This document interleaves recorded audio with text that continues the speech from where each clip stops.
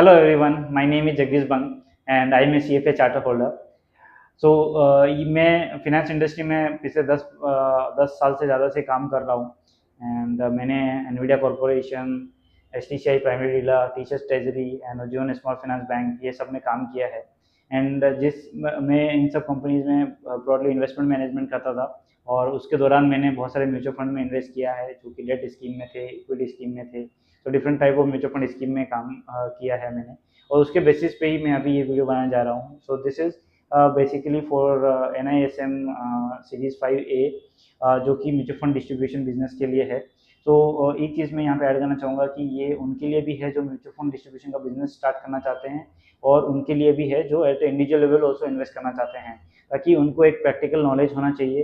Theory exam clearing का knowledge होना ही चाहिए, वो तो of course it would be objective of this video, और उसके साथ साथ हमें practical aspects of the mutual fund का भी एक आइडिया होना चाहिए।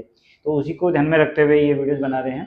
Okay, so this is basically for mutual fund distributors and this is NISM series 5A।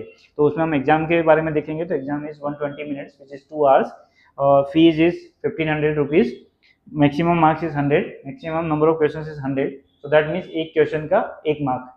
Okay, passing is 50% and no negative marking. So जो लोग एग्जाम दे रहे हैं उनके लिए ये अच्छी बात है कि नेगेटिव मार्किंग नहीं है, तो आप पूरे के पूरे क्वेश्चंस अटेम्प्ट करना चाहिए and validity is for 3 years. अब हम इसमें देखेंगे कि क्या क्या टॉपिक्स कवर होते हैं। तो इसमें जो टॉपिक्स है वो 12 कैटेगरीज में डिवाइड किए गए हैं और उनको अलग अलग वेट दिया गया है। तो उसमें हम देखेंगे जैसे कि कोई नई स्कीम आती है, यानी NFO आता है, न्यू फंड ऑफर आता है, तो उसके डॉक्यूमेंट में हमें क्या क्या पढ़ना चाहिए, क्या क्या चीज़ों को ध्यान में रखना चाहिए, और उसके जो म्यूचुअल फंड की टर्मिनोलॉजीज है जैसे कि NAV क्या होता है, नंबर ऑफ यूनिट्स कैसे कैलकुलेट होते हैं, एक्सपेंस रेशियो क्या होता है।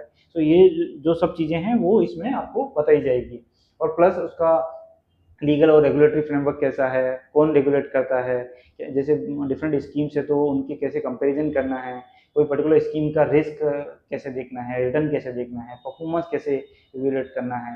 बिकॉज इसमें आपको थ्योरेटिकल एस्पेक्ट तो है ही, उसके साथ साथ आपको प्रैक्टिकल एस्पेक्ट भी सीखना चाहिए। बिकॉज आप जो पैसा मैनेज कर रहे हो, या तो आप खुद का पैसा मैनेज कर रहे हो या आप किसी और का पैसा इन्वेस्ट कर रहे हो। सो वहाँ पे आपकी एक ड्यूटी है, एक दायित्व बनता है कि आप ये सब चीज़ें प्रैक्टिकल एस्पेक्ट्स में भी सीखे। तो मैं यही ट्राई करने वाला हूँ ये वीडियोस में कि आप थ्योरी भी क्लियर करें, अलोंग विद दैट आप सम प्रैक्टिकल एस्पेक्ट भी सीखे। ओके, सो मैं आगे जाके एक सीरीज बना रहा हूँ जिसमें कि ये 12 टॉपिक्स पे मैं हर एक टॉपिक पे एक एक वीडियो दूंगा। तो आप ये सीरीज पे बने रहिए और देखते रहिए, और ये उनके लिए भी अच्छा है जो आप एट इंडिविजुअल लेवल भी अपना वेल्थ मैनेज करना चाहते हैं थ्रू म्यूचुअल फंड्स। तो इसके लिए आप देखते रहिए और बने रहिए मेरे साथ। Thank you so much.